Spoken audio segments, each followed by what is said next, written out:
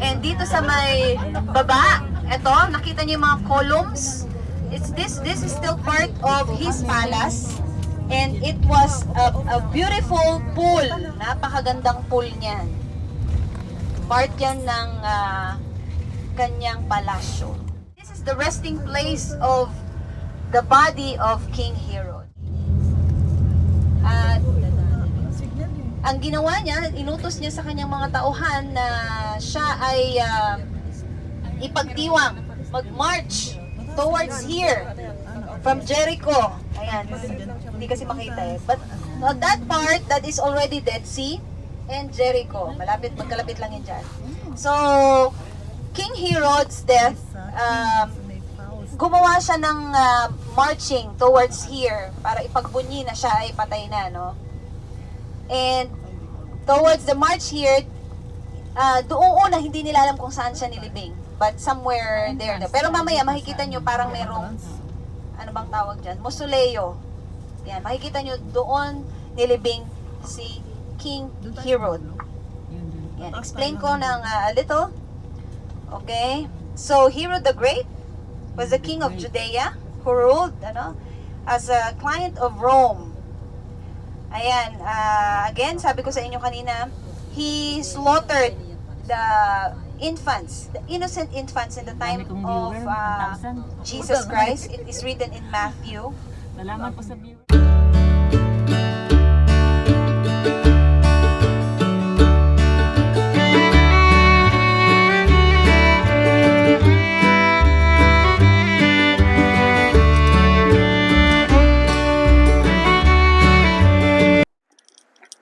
Good morning everyone. We are on our way to Herodion, one of the palaces of King Herod. Medyo mahaba-haba ang lakarin pero hindi kagaya ng previous na vlog ko na about Masada. Ito ay medyo mas mababa dahil hindi kagaya ng snake path ng Masada na talagang matarik. Dito sa umpisa lang, dire-diretso. Then later on, pakyat, kikita natin.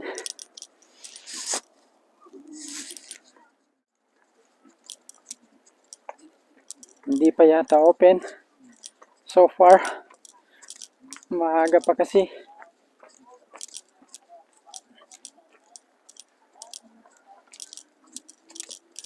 Pastor Aris speaking now.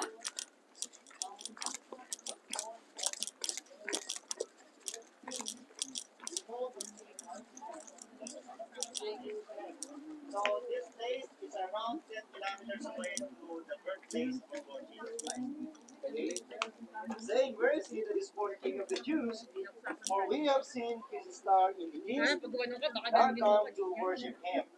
Now we can see the intention of the wise men. Okay, from the east, that's around 1,200 kilometers away. They just come here intentionally, purposely, to worship the Lord Jesus Christ. Okay, now verse 3. When Herod the king had heard these things, he was troubled, and all Jerusalem with him. And when he had gathered all the chief priests and scribes of the people together, he demanded of them where Christ should be born. And they said unto him, In Bethlehem of Judea, for thus it is written by the prophet, And thou, Bethlehem, in the land of Judah, art not the least among the princes of Judah, for out of thee shall come a governor that shall rule my people Israel. Then Herod, when he had privately called the wise men, inquired of them diligently what time the star appeared, and he sent them to Bethlehem and said, Go and search diligently for the young child, and when ye have found him, bring me word again, that I may come to worship him. When they had heard the king, they departed, and lo, the star which they saw in the east went before them till it came and stood over where the young child was. When they saw the star, they rejoiced with exceeding great joy. And when they were come into the house, they saw the young child with Mary his mother, and fell down and worshipped him. And when he had opened their treasures, they presented unto him gifts, gold, and frankincense, and myrrh. So this is the story of the wise men. Mamaya na tayo dyan. That's the part of milk grotto. Now, let's move on. Here's the highlight. And being warned of God in a dream that they should not return to Herod, they departed into their own country another way. So when the wise men arrived in Jerusalem, they are asking where is the Lord Jesus Christ was born. So Herod called for all the scribes and religious leaders to find out the birthplace of the Lord Jesus Christ. And according to the biblical prophecy from the Old Testament, he will be born in Bethlehem. And because of that, Herod told the wise men, you have to go in Bethlehem because that's the birthplace of the Lord Jesus Christ. And it is good, we came here first before in nativity, right? Okay? So then the wise men from Bethlehem, from Jerusalem, that's around 15 kilometers away to the birthplace of the Lord Jesus Christ, with the star of the Lord Jesus Christ, the bright light of Christ, that guided them, they saw the Lord Jesus Christ. But then, Herod said, when you found him, bring me word again that I may come and worship him also. But Herod has another plan. He wanted to kill the Lord Jesus Christ. So in a dream, the Lord said to the wise men, don't go back to Herod.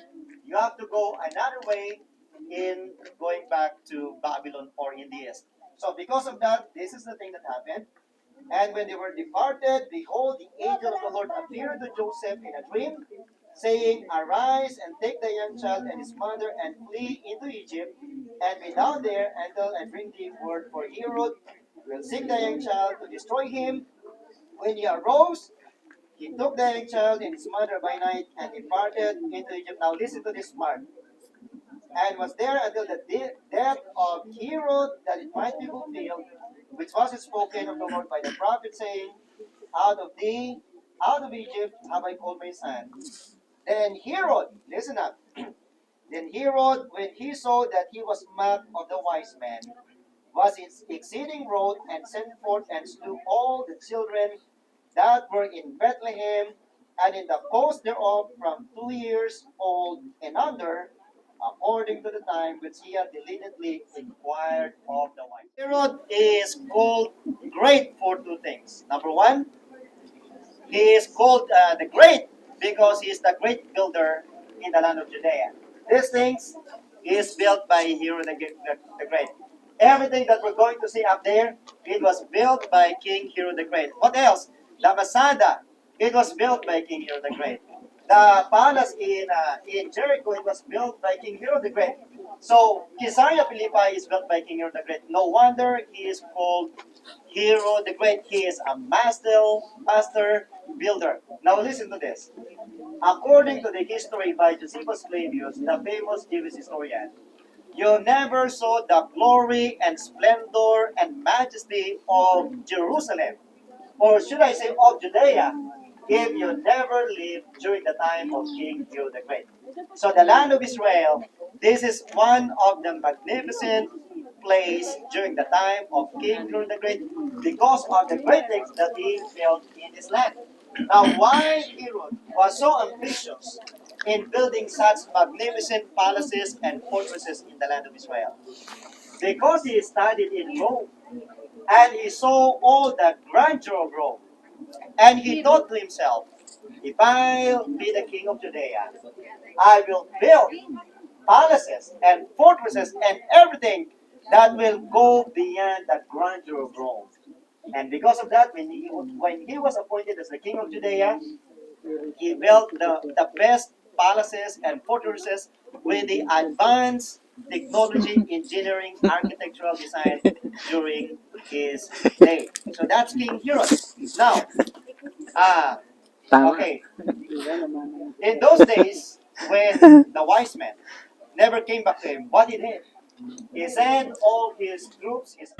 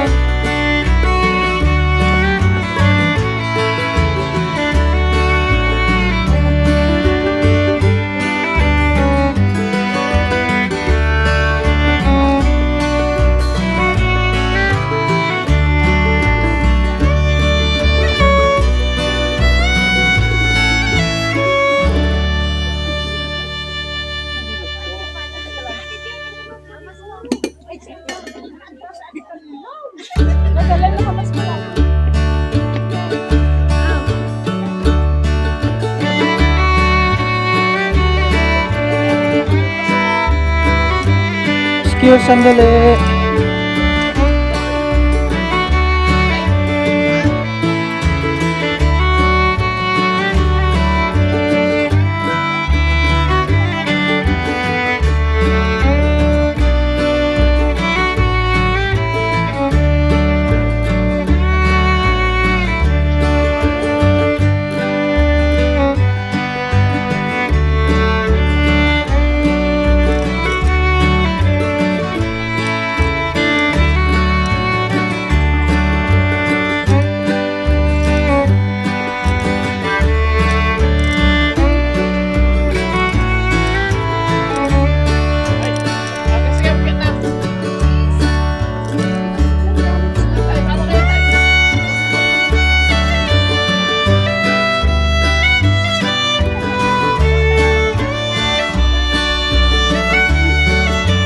Nagbababa na kayo? Nakakit na kayo? Nakakit na kayo dun sa taas?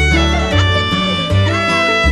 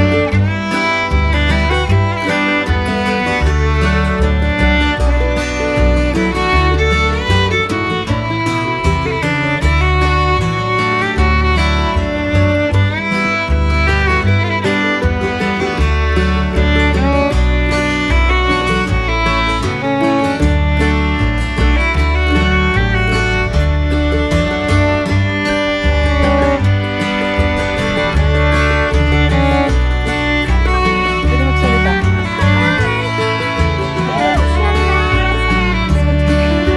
Thank you.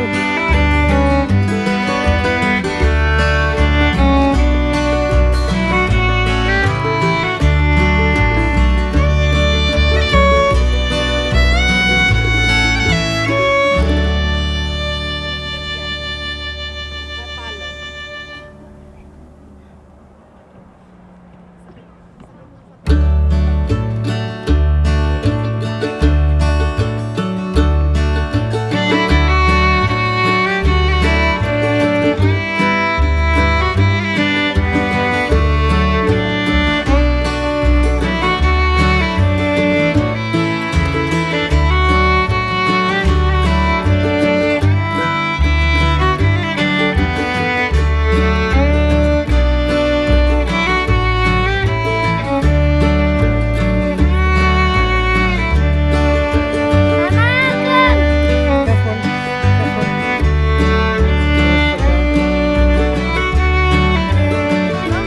Careful.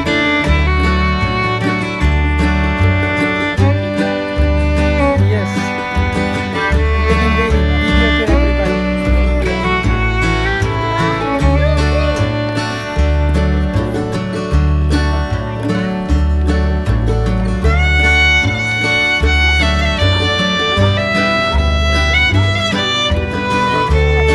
Say hi habang hingal. Say hi habang hinihingal.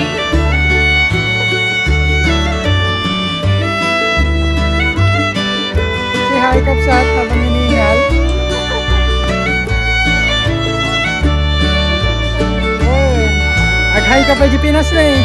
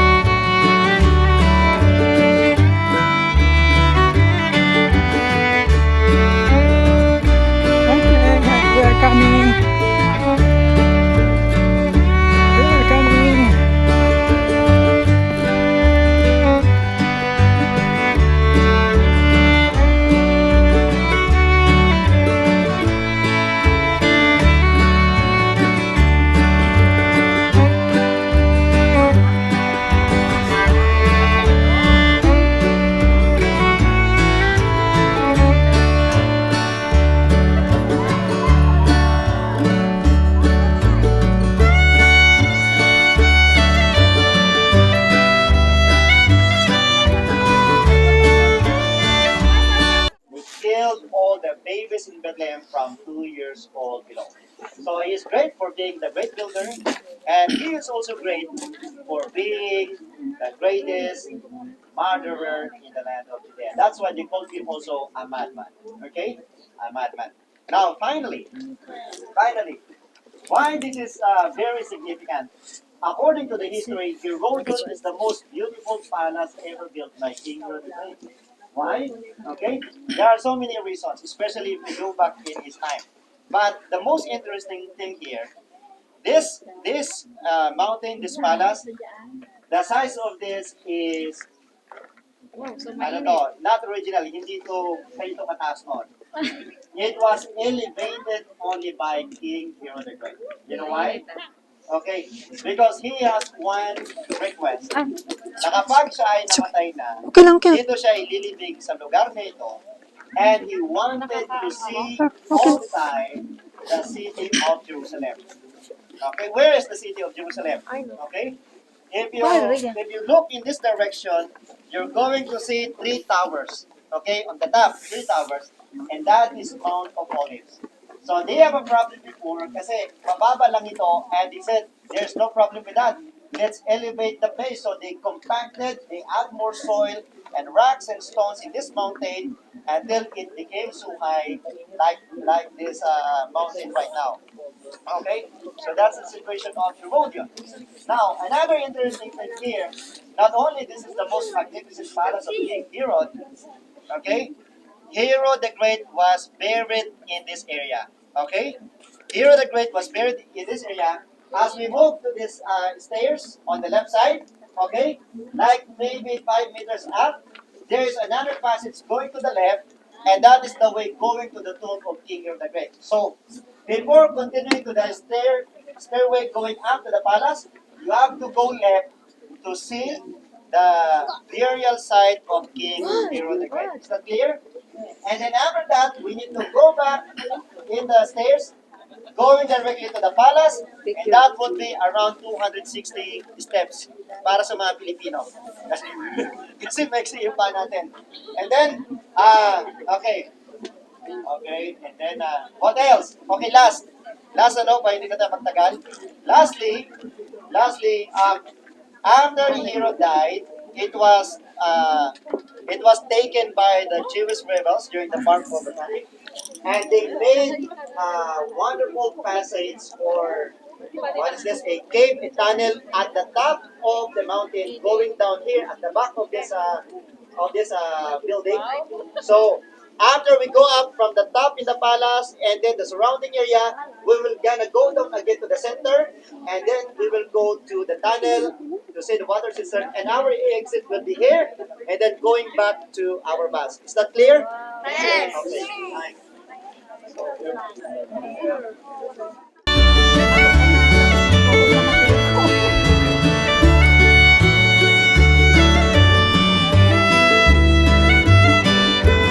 Nasa tunnel, yung Herod.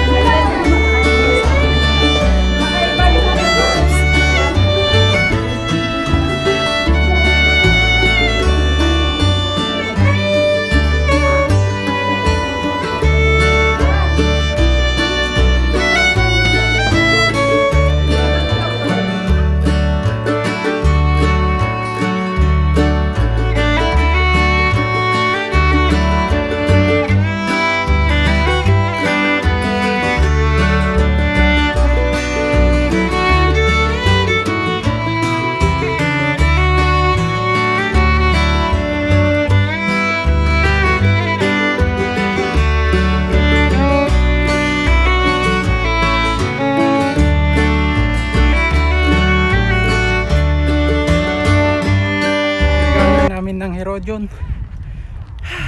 Kapagod, malamig, daming tao, siksikan, pero enjoy naman. Sana maganda makakuha ko sa mga video. Sana, we will see.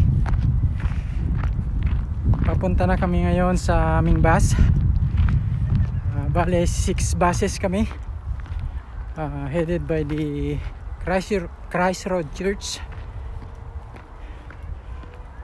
Papunta kami ngayon sa, after this pupunta na kami sa Bethlehem, the birthplace of Jesus. Doon mahaba-haba ang pila sa tingin ko dahil December 25 ngayon.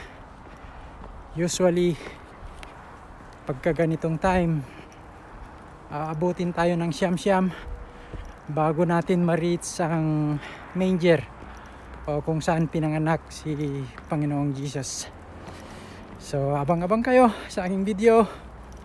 Thank you very much for watching this beautiful site, one of the palaces of King Herodion.